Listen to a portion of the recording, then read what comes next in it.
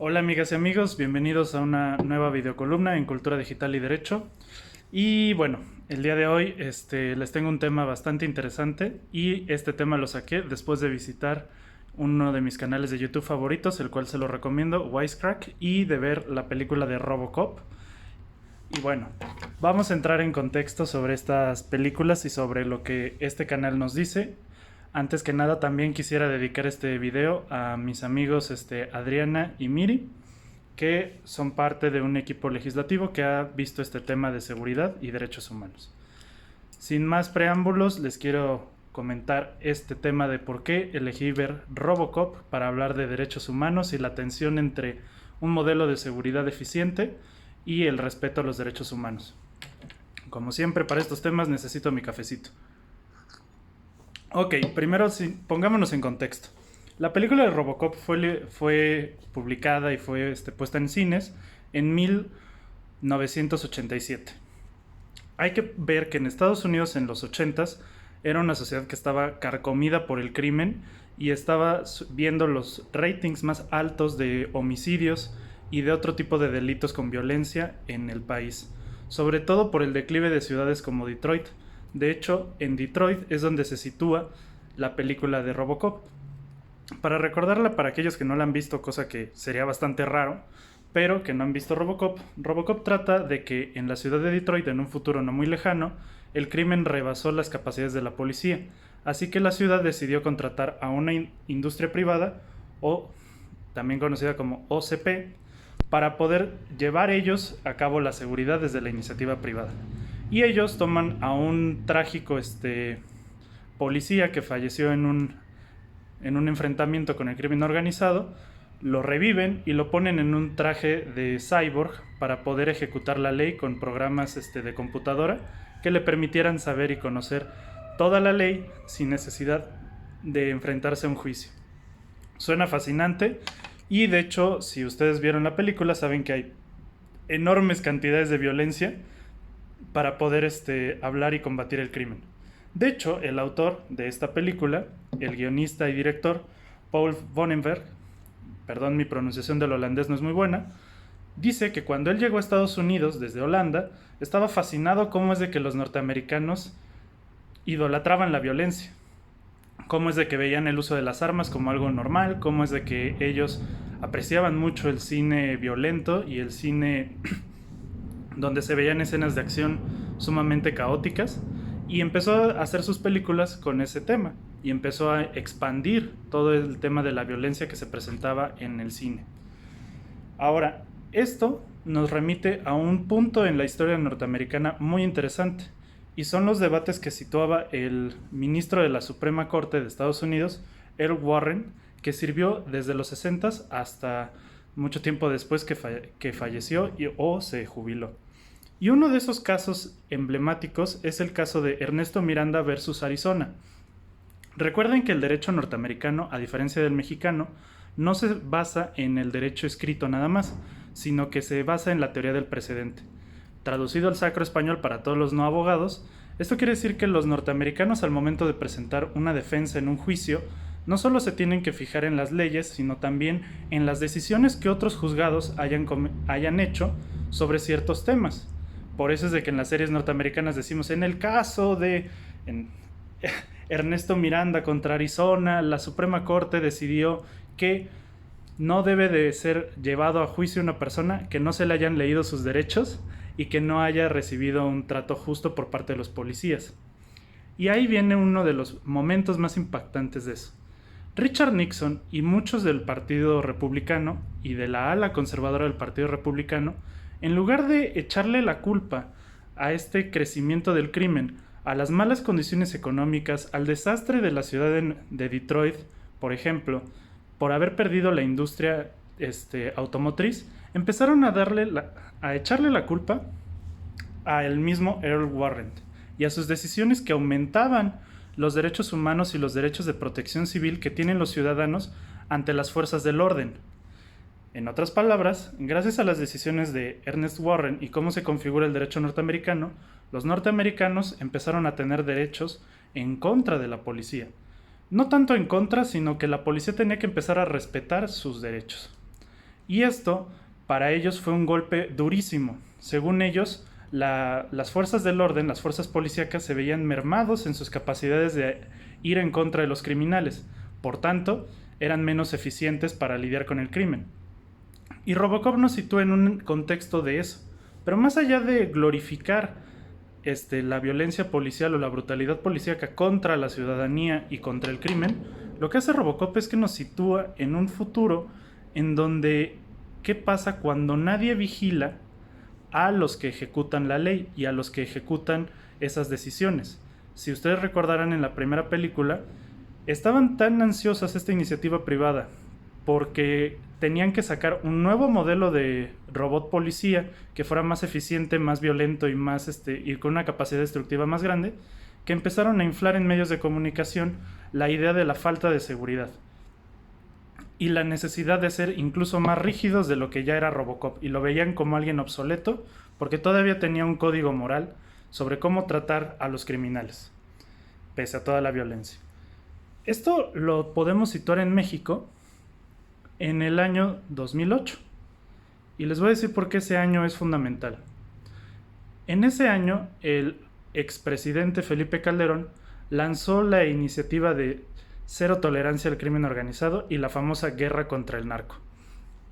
A la par de que se daba esta guerra contra el narco y la intervención de la milicia y de las fuerzas navales en funciones de seguridad ciudadana o seguridad pública, también se daban las discusiones en el Congreso para adaptar los modelos de derechos humanos en México y el famoso sistema penal acusatorio.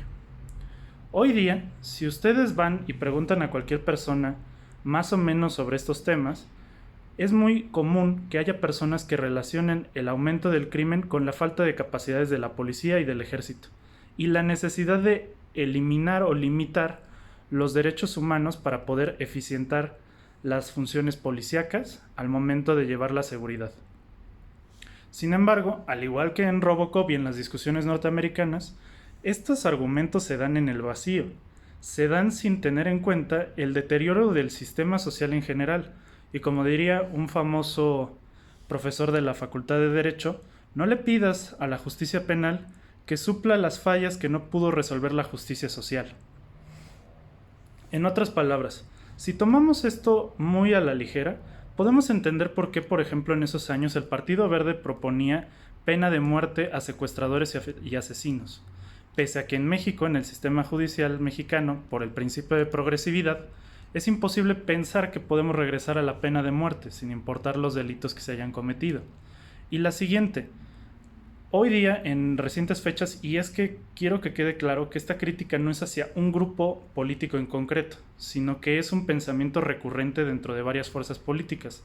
Si ustedes recordarán que hace poco el fiscal general Hertz Manero presentó los cambios y mejoras para la fiscalía y la ley de la fiscalía, y dentro de esos, y dentro de toda la reforma al sistema judicial mexicano, estaba el eliminar a los jueces de control. Justamente volvemos a ese punto. Se ve estos avances en los derechos humanos como un estorbo para poder eficientar el trabajo policial. Y no nos ponemos a pensar que muchas veces los policías que están en nuestro país no tienen los medios para poder hacer bien su trabajo. Dios mío, en algunos municipios, de hecho, los policías tienen que poner la gasolina para sus patrullas. Y no vemos tampoco el degradamiento de las funciones del Estado dentro de esas comunidades. Hay veces que la presencia del crimen organizado es tan amplia porque tienen más capacidad de respuesta que el propio Estado, y el Estado pareciera ser que simplemente abandonó todas sus funciones sobre ese territorio y luego quiere enviar al ejército para poder dar una suerte de orden dentro de esas comunidades. O sea, lo que nos estamos enfrentando es que hay dos visiones contrarias que toman en cuenta la necesidad de aumentar nuestras capacidades de seguridad, pero que en lugar de centrarse también en el mejoramiento de las comunidades y de ir subsanando los defectos que ha tenido el Estado mexicano, lo que estamos creando es lo que dice un bebé, un necroestado o un necropoder. ¿Por qué? Porque nos centramos más en restar los principios de ciudadanía y las capacidades de la ciudadanía en aras de poder garantizar una mayor seguridad. Esos debates son muy comunes y son algo que no creo que acabe pronto. La intención de este video Es decir, que hay que tener cuidado cuando se nos presentan estos argumentos, porque es un falso debate el decir que para hacer eficiente la seguridad necesitamos restar las capacidades de los derechos humanos. Efectivamente, podemos discutir mucho de cómo es que ha habido una mala implementación del sistema penal acusatorio, de cómo es de que las policías, ministerios públicos y peritos no han tenido la capacitación suficiente como para poder llevar a cabo una policía de investigación. Pero el problema para mí más grave es cómo es de que cuando uno sale a la calle y pregunta a las personas, algunas dicen que prefieren el modelo cuasi dictatorial que teníamos con Durazo en la Ciudad de México, porque decían que se sentían seguros y con orden. O sea, prefieren una policía fuerte que no tenga ningún empacho en lesionar los derechos humanos de los ciudadanos, con tal de sentirse seguros. Eso es parte de las famosas culturas del shock, o de propiciar una política de shock. Propiciar el miedo dentro de los medios de comunicación, dentro de los discursos políticos, para poder garantizar una supuesta mejor seguridad. Estos debates no son nuevos. Ustedes recordarán que esto lo hablamos también cuando mencionamos el tema del 9/11. Lo que importa aquí es que tenemos que generar un pensamiento crítico para poder dotar de capacidades a la policía, pero sobre todo de recursos, tanto económicos como intelectuales, o sea, capacitaciones, para poder ejecutar de manera correcta su trabajo, sin abandonar el principio de derechos humanos, porque recuerden, cuando hablamos de derechos humanos, no es algo abstracto que aplica a veces para los delincuentes, sino algo que nos puede aplicar para todos, y nunca sabemos cuándo estaremos de la parte de atrás del Ministerio Público. Eso es todo por hoy y les tengo un pequeño aviso. A raíz de unas conversaciones que he tenido con una de mis mejores amigas y personas que más quiero, voy a empezar a sacar ensayos en mi página en mi blog personal sobre el tema del amor en estos tiempos modernos. Sin embargo, la verdad es que luego es un poco pesado hacer esos escritos.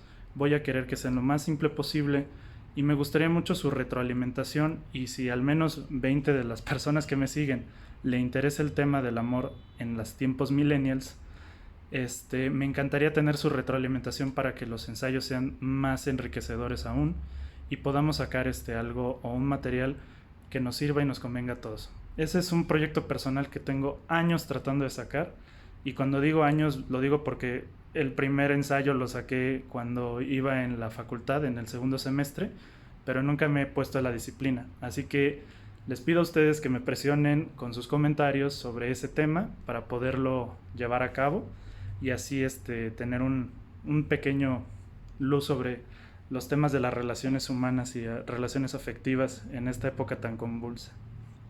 Reitero, un saludo a mis amiguitos Miri y Adrián, a los que les dedico este video, y un saludo a mi amiga Sir, a la gorda, que también le dedico los siguientes ensayos que vamos a estar sacando. Hasta la próxima.